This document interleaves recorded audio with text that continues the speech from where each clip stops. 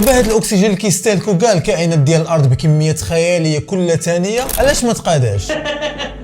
والله العظيم يا جدع الجدع ده بيسمع حاجات غريبة وعمال غنبسطوا ما امكن باش كلنا نفهموا. غاز الاكسجين هو اكثر غاز منتشر في الارض من بعد غاز النيتروجين، واللي راه ما عنده لا لون لا مذاق لا ريحه. يعني هذا الغاز اللي ما عنده حتى خاصيه اللي تخلينا نردوا البال للوجود ديالو هو السبب الرئيسي اللي مخلي الكائنات الحيه حيه. فباش نجاوبوا على سؤال علاش الاكسجين ما كيتقاداش بالرغم من استهلاك البليارات ديال الكائنات ليه، خاصنا نتسائلوا في الاول علاش غاز ثنائي اكسيد الكربون ما سالش. حيت عارف قد كي غادي تقول لي ما كيساليش لان البشر والحيوانات دائما كيخرجوا اثناء الزفير بحال هكا.